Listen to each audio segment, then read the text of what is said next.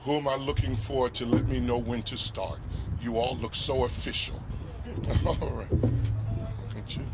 All right. Well, good afternoon. Let me, first of all, not only greet all of you, but welcome all of you and thank you for coming. I know at a very short notice, but for a very, very important reason. Like most of you, many of you, and those of you who will see this, I have spent a good part of the morning watching the summations coming out of Minneapolis. Like all of us, our hearts are burdened, we are concerned, and yet we are doing our best to place our confidence in the justice system of this nation. I say that as an African-American man, not just as a pastor or leader, as an African-American man with mixed emotions, because far too often, in far too many cases, we have seen miscarriages of justice rather than justice carrying the day. All of us are concerned and all of us are praying for our brothers and sisters in Minneapolis, in Brooklyn Center, but in other parts of our nation, our state, and right here in Columbus, Ohio, where once again this weekend, a young life has been snuffed out. There is so much that we are burdened and concerned about.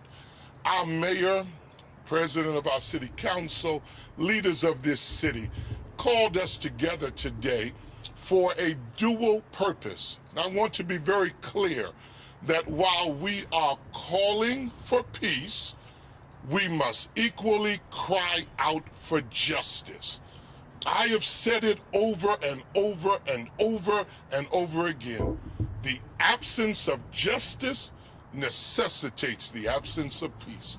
But where there is justice, peace not only prevails, it is almost simultaneous. And so while we wait on the verdict, we wait to see what will happen. In just a few hours, it will be in the hands of 12 citizens while we pray for justice. I want to, and all of us here want to implore our city and our citizenry to please, even if you protest, to do it peacefully and to do it knowing that all of us are fighting for justice and we are demanding justice. Because in the words of the prophet Amos, justice must roll down like water, and then righteousness can flow like a mighty stream. You cannot have one without the other. And so we come today to help lead this city, not in abstaining from protest, but to say there is a method and there is a way that is productive and fruitful and positive, and that can help us move the needle towards a more equitable culture and city. It's my prayer for that today. I believe it's your prayer. Whatever faith, or if you have no faith, it's your hope, it's your aspiration, it's your desire. And I join with you in that. It's my joy now to welcome the mayor of our city. Would you welcome Mayor Andrew J. Ginther?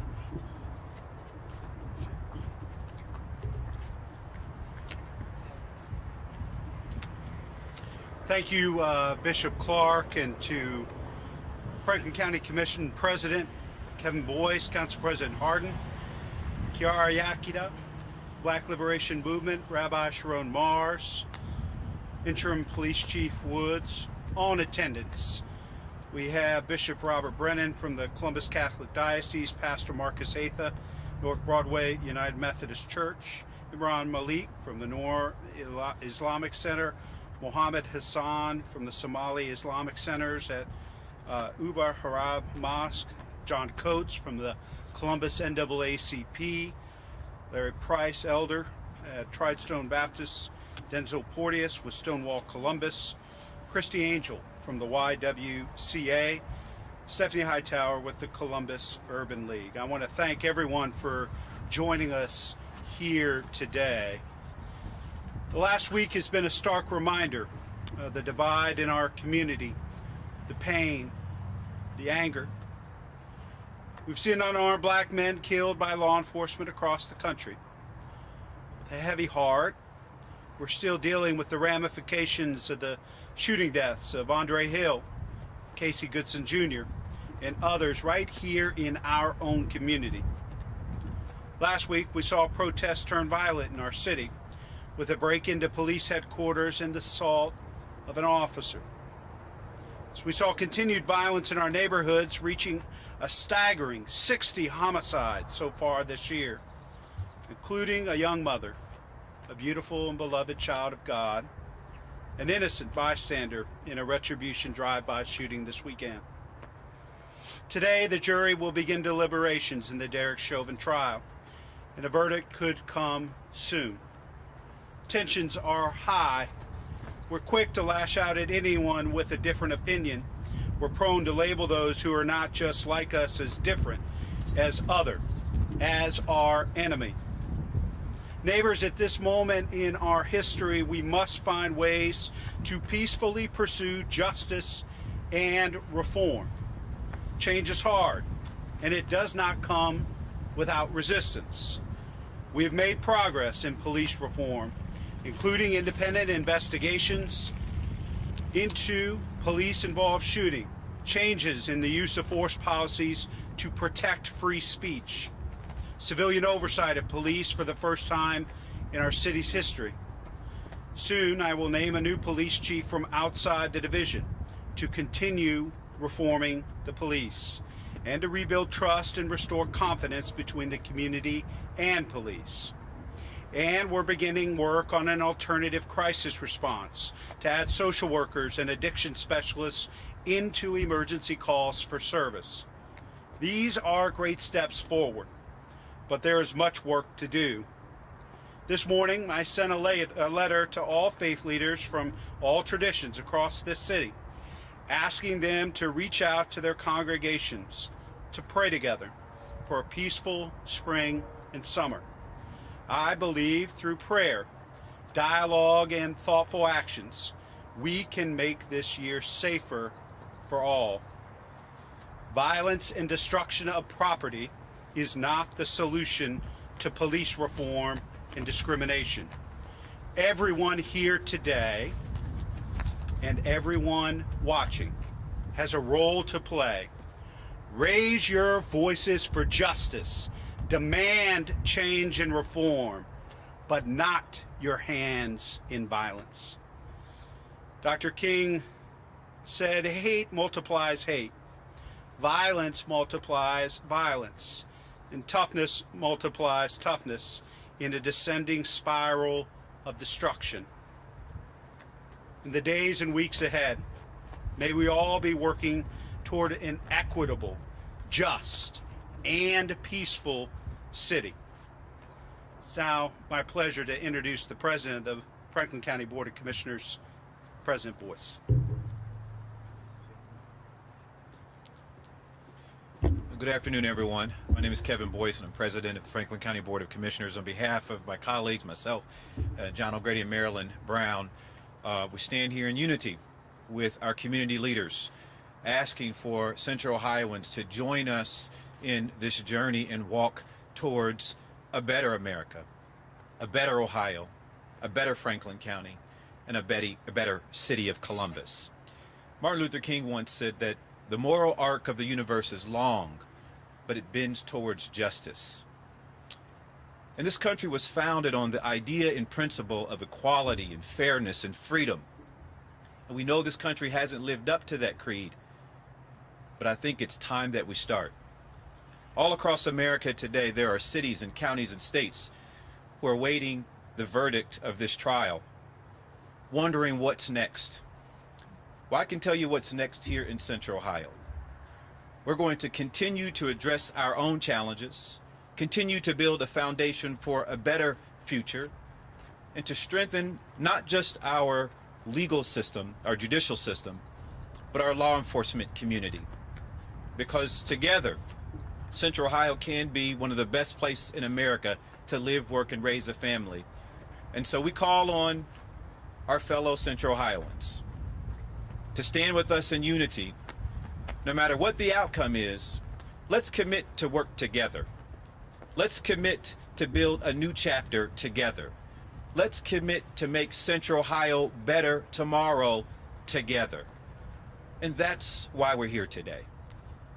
Because the foundation has been laid for progress. And now the challenge is up on all of us to build it and take advantage of it. And so no matter where you are in this great community, no matter if you represent a church, you represent a business, or you represent your own household and community, ask yourself this: how can you make Central Ohio, a better place tomorrow than it is today? We've heard from you. We've listened to you. We've taken some of those suggestions and began to change our own environment. I know at the county, we're having discussions right now as we speak about the purchase of body cameras, and we see the value of having them. But we've got a long way to go. And so no matter what the outcome today, we ask you to stand with us in that journey for a better Central Ohio. And we call and ask that you can protest, but protest peacefully. You can march, but march peacefully. You can communicate, but communicate peacefully. Because that will be the conduit to our change and our better and stronger Central Ohio. It's my pleasure to introduce Franklin County's partner in all of this, the City of Columbus and the Mayor, President Shannon Hardin of Columbus City Council. Thank you. Thank you to President Boyce, to our Bishop Clark, and certainly to the Mayor for bringing us together as one Columbus, as one community. It is spring in Columbus. Our families just celebrated the Easter holiday and Passover holiday and the Baisakhi and the Sikh faith holiday. Even in the aftermath of sorrow brought about by the horrible murders in Indianapolis, families are still coming together. Yesterday, I had the honor of joining Dr. Jindal and families at the Sikh temple, their place of worship up north. And I'm so glad I went and was able to enjoy their fellowship, even in a time of sadness.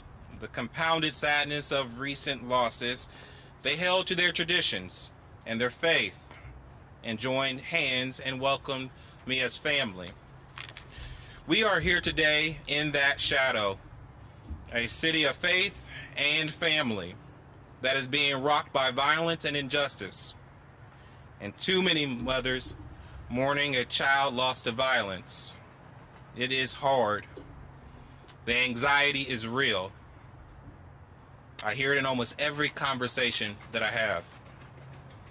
The explosive violence in Indianapolis last week added to the compounding sadness of yet another Black American shot to death by a police officer unjustly.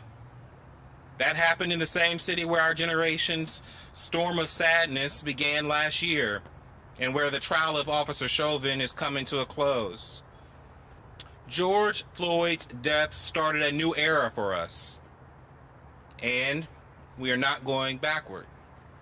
But do we have the courage to move forward? In Columbus, we are trying, and we're getting results. The mayor spoke about the Civilian Review Commission, the first in our city's history. It's about to be seated, thanks to our voters.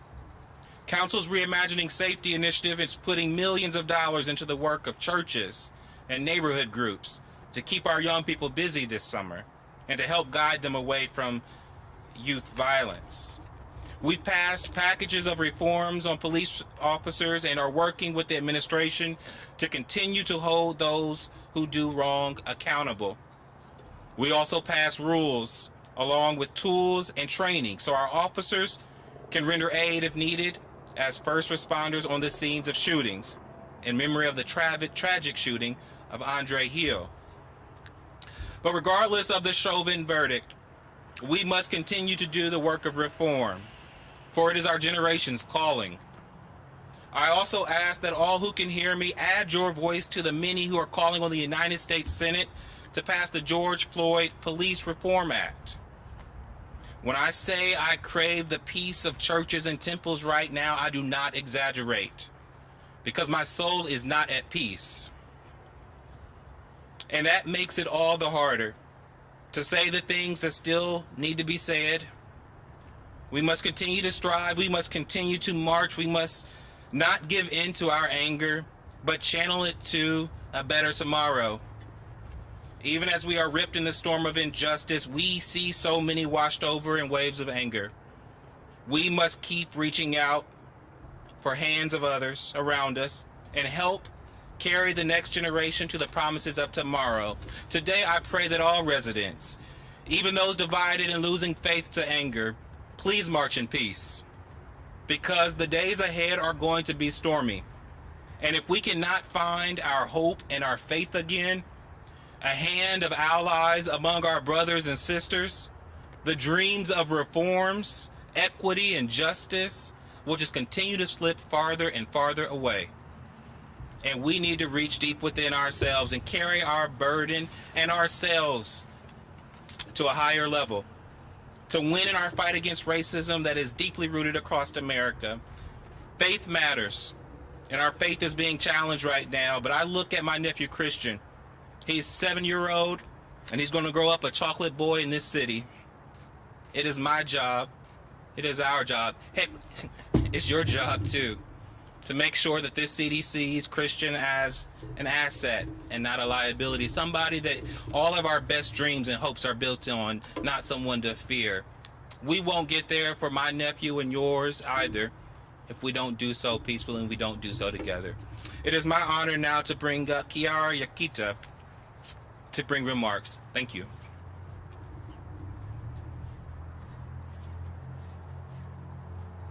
Hello, my name is Kiara Yakita. I am the founder of the Black Liberation Movement Central Ohio. I come to you today as a Black woman, an African American, a melanated queen, and an angry Black woman. As you all saw Saturday, my organization, along with other organizations, led peaceful demonstration near the State House. We had no interest and no intention to have any sort of violence, destruction, or chaos. And so we carried out that demonstration peacefully, productively, without any incident, because that is how we seek change. That is how we demand justice. And so we are tired of the violence. People always want to talk about this violence that they believe that Black Lives Matter protesters will carry out. They always want to talk about, we're rioters and looters, despite the fact that over 90% of our protests have been 100% peaceful. So yes, if the trial comes back and there is no justice for George Floyd, we may well demonstrate peacefully. And on the cue of nonviolence, we also challenge the city and our leaders to honor that theme of nonviolence. Violence is more than destruction and chaos and buildings and burning things and flipping cars and destroying property, much like the OSU students did at their Chit Fest. Violence is also silence. Violence is complacency. Violence is inaction. Violence is publicity stunts. Violence is empty speeches. Violence is promises that go unfulfilled. So I challenge you, the city of Columbus, to do something other than just sit on social media and complain about these murders. We take to the streets because we want peace. We are tired of the murder of unarmed, non-threatening Black men and women and children in these streets. They are killing people who look like me for no reason at all. And that is why we demonstrate. That is why we demand justice. Because at any point in time, it could be any of us. It could be any of these Black people behind me. It could very well be me. So that is why we peacefully demonstrate. That is why we refuse to give up. So we spare us the lectures about nonviolence, because nonviolence is the only way that we will operate. And I guarantee you, when there is a protest and my hands are in organizing, there will be no violence. But my challenge to you is to start questioning the violence of these officers that keep murdering my people in the streets and using excuses such as, I thought my taser was a gun. I thought that bag of Skittles was a gun.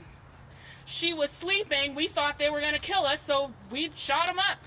We are tired of the baseless, silly excuses. So that is why we continue to demonstrate. That is why we continue to demand justice. This is a multi-generational, heterogeneous fight. This struggle began the moment our ancestors were stolen from Africa and distributed across the world like property and currency. And this fight is going to continue when we all are gone.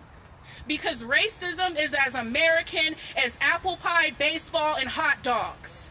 But as long as that is the premise, and as long as that is the premise and the theme in this country, people like myself, people like Black Liberation Movement, people like People's Justice Project, people like Standing Up for Racial Justice, Columbus, Ohio, we are going to continue to stand up for justice, and we are going to continue to occupy your streets until you hear us and you take action and you do something other than make your promises, take your photo ops, and go into the inner city and have games of basketball with these kids.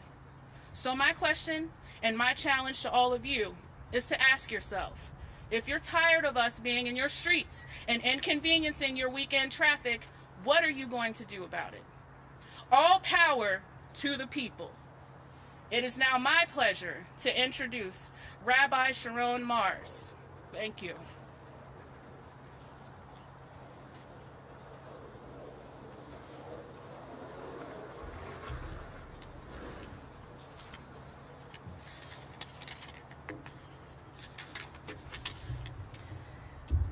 Rabbi Abraham Joshua Heschel taught that few are guilty, but all are responsible. Rabbi Heschel knew this from personal experience. As a Holocaust survivor and refugee, he knew firsthand that after closing arguments are heard and verdicts are delivered, few people at the end of the day may be proven guilty of the crimes that affect so very many. Although a justice system may set up the scaffolding for fairness and justice to prevail, we know that guilt is not always rendered in the way that each of us might call either fair or just. Few are guilty, but all are responsible. No matter how or when a verdict comes, although that decision may come from a very high place, a very thoughtful place, nothing is more important and potent than personal responsibility. Each of us has been witness to acts of violence against Black and brown people in this country and in this city in recent years. We have each witnessed the terrifying fraying of trust between authority and citizenry. Fear and frustration smudge the air and make it hard to breathe. Few are guilty, but all are responsible. Let us not be dismayed by the enormity of our task. As responsible people, for each of us has been charged as citizens to show up for one another. Each of us has been charged to be emissaries of patient and painstaking, methodical peace building. Each of us has been charged with showing up, ready to listen deeply and hear discerningly. Each of us has been charged to be the supportive siblings who educate one another and tell our stories meaningfully to one another, so that our humanity is never lost in the fog of violence or legal proceedings. Few of us are guilty, but all of us are responsible. We declare with our presence today and going forward that each of us is charged with the capacity to heal, despite the wounds that have been inflicted on our beloved community here in Columbus and beyond. we each have the human ability to acknowledge the divine spark of God that resides in every single one of us, regardless of color, religion. Each of us has the human responsibility, that mark of the divine, and so we must take responsibility, doing our part to fight for justice and equality whenever we see it being neglected, abused, or redefined. I am so grateful for your presence here today. May we each be charged to take up the mantle of peace, and may we each be blessed with the strength and courage to carry it forward wherever the path ahead will bring us. Thank you.